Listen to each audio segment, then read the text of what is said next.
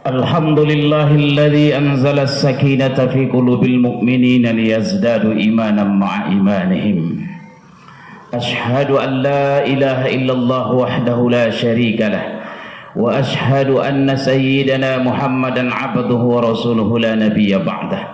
اللهم صل وسلم وبارك على سيدنا وحبيبنا وشفيعنا ومولانا محمد، وصل وسلم ورضي الله تعالى عن كل الصحابة رسول الله أجمعين. أما بعد، فيا أيها الحاضرون الكرام، أوصيكم ونفسي بالتقوى الله.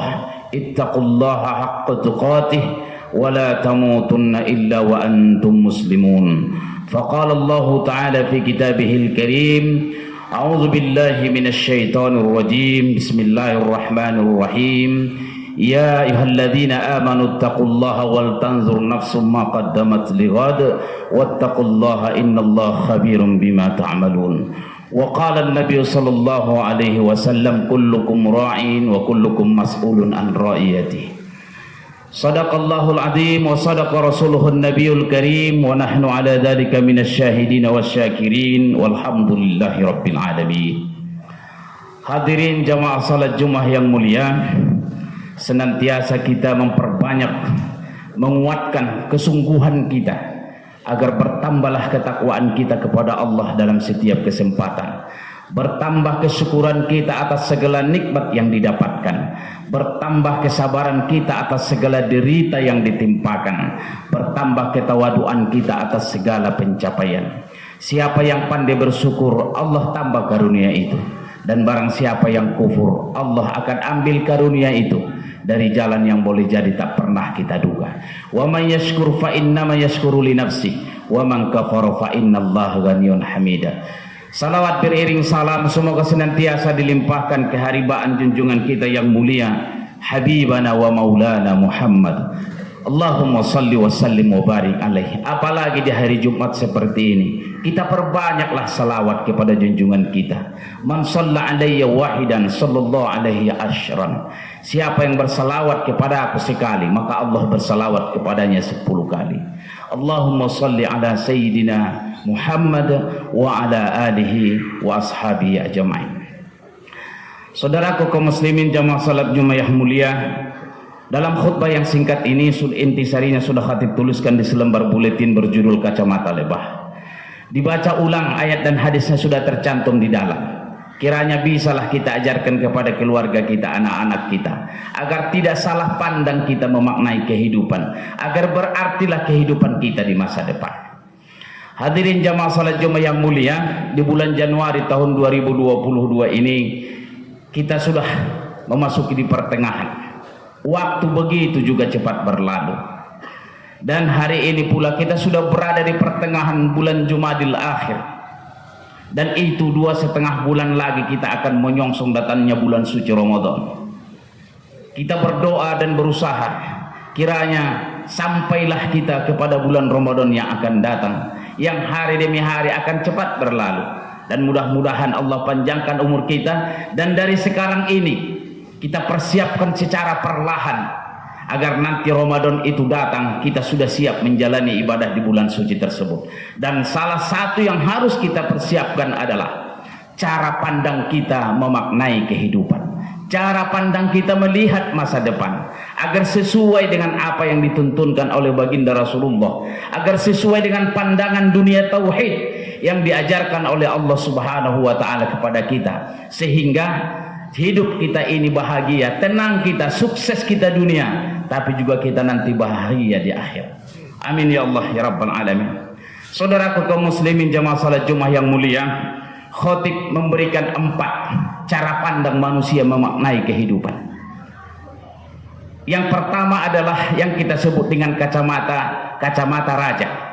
Kacamata itu adalah konotasi dari cara pandang. Kualitas kehidupan kita tergantung dengan cara kita memandang. Dan cara pandang yang pertama yang sering kali digunakan oleh manusia adalah kacamata raja. Kacamata raja itu artinya adalah kacamata cara pandang kekuasaan. Penguasa itu pakai kacamata kekuasaan. sehingga siapa yang berbeda dengan kekuasaannya atau tidak setuju dengan kekuasaannya, maka dia akan menggunakan kekuasaannya. Siapa yang menentang, siapa yang beroposisi akan dipinggirkan. Itulah kekuasaan, dan kecenderungan dari kekuasaan itu adalah kezaliman. Bukan berarti setiap penguasa akan bertindak laku zalim dan korup, tapi kecenderungan dari kekuasaan adalah korup dan perilaku yang semena-mena. Nah, kacamata kekuasaan, kacamata raja inilah yang sering digunakan oleh para penguasa, sehingga dia menimbulkan kekacauan, yang menimbulkan keresahan. Bukan justru memberikan kesejahteraan kepada warganya, kepada masyarakatnya, justru dia membuat kerusakan, kesulitan. Terlalu sering kita mendengar berita bahwa KPK itu menangkap tangan atau OTT para pemimpin-pemimpin daerah atau para pejabat tinggi negara. Kenapa itu terjadi? Karena kacamata yang digunakan dalam menjalani kehidupan ini, melakukan kepemimpinannya adalah kacamata raja. Artinya apa? Bisa melakukan apa saja selagi ia berkuasa.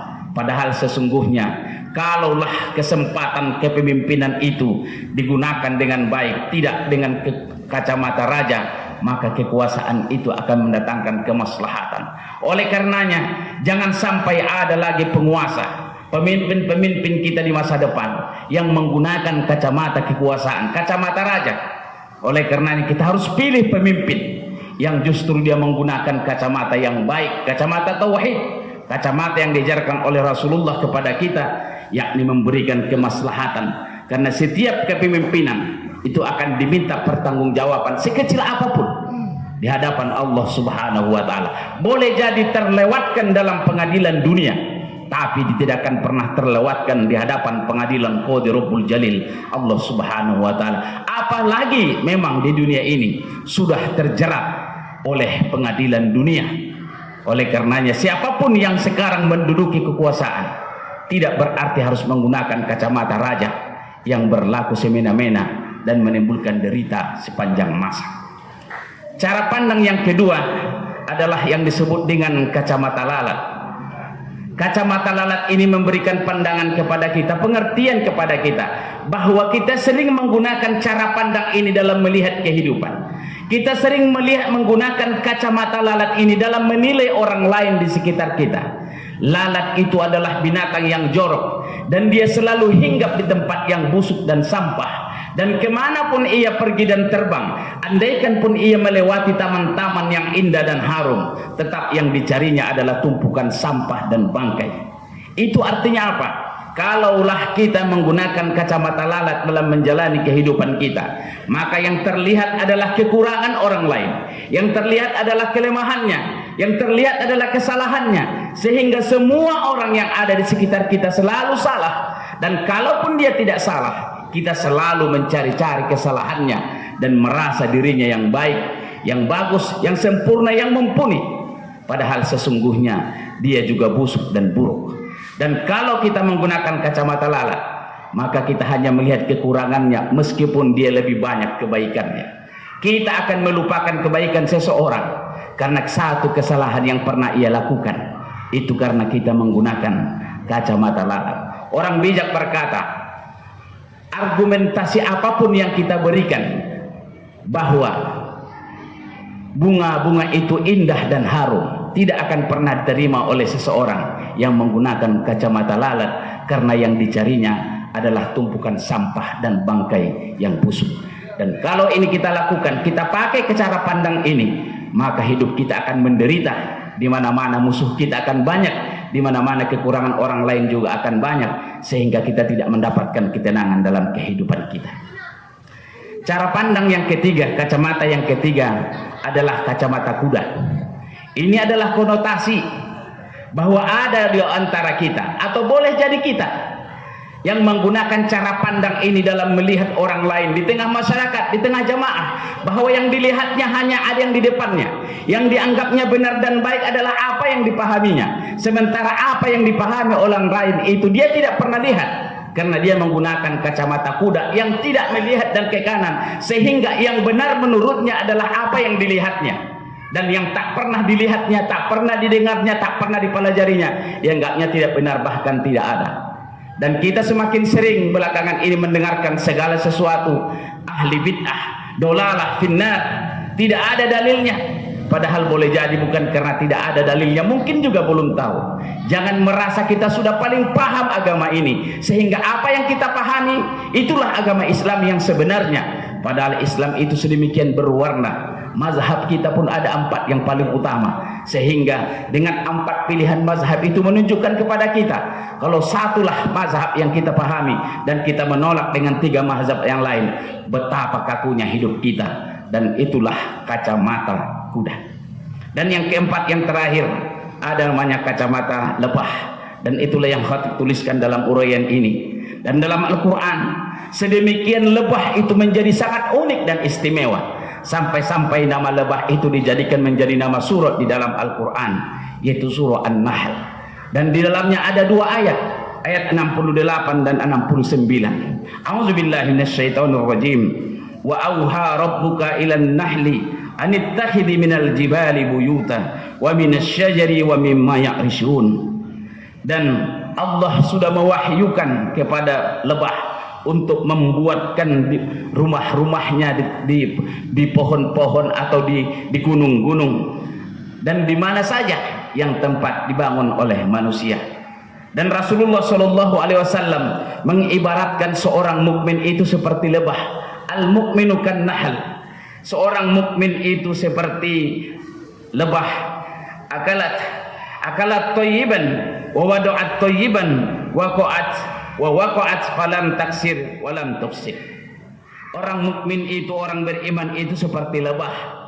Dia tidak memakan kecuali yang baik, dan dia tidak memberi kecuali yang baik.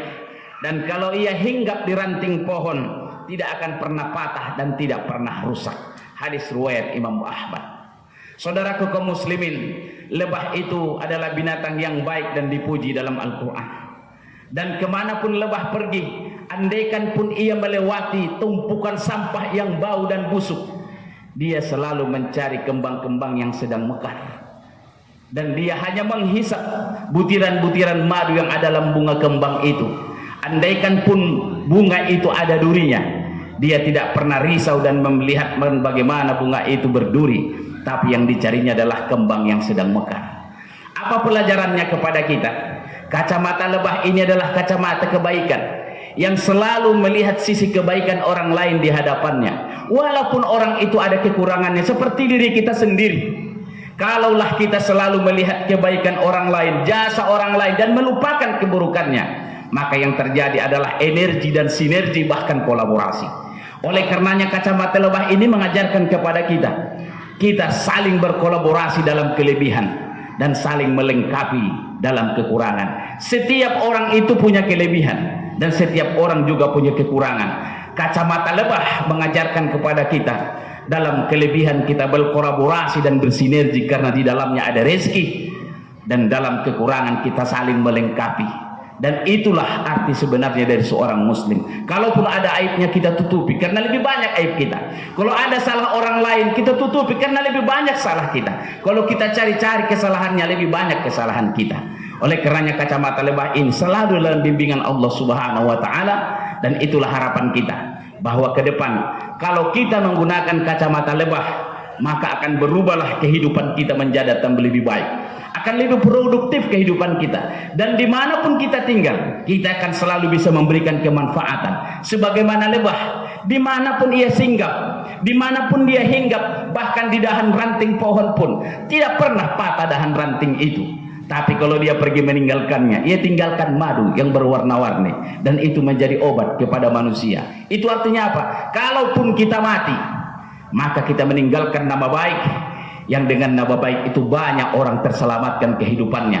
Dan itulah sesungguhnya hakikat seorang mukmin. Kesimpulan khutbah yang singkat ini, cara pandang yang kita gunakan akan mempengaruhi kata, sikap, dan perbuatan kita.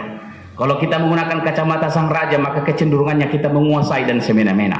Kalau kita menggunakan kacamata lalat, maka kecenderungannya kita selalu mencari kekurangan orang lain dan kita tidak bisa bekerja sama. Dan kalau kita menggunakan kacamata kuda, maka yang selalu ada adalah yang benar adalah kita. Maka hidup kita akan kaku. dan merasa dirinya paling benar, yang merasa dirinya yang pantas masuk surga dan orang lain pantas masuk neraka. Tapi kalau kita menggunakan kacamata lebah, maka akan terlihat segala kebaikan orang lain dan nikmatnya hidup kita dunia dan akhirat. Amin ya Allah ya rabbal alamin. Barakallahu li wa lakum fil Qur'anil azim wa nafa'ani wa iyyakum bima fihi minal ayati wa zikril hakim wa taqabbala minni wa minkum tilawatahu innahu wal ghafurur rahim.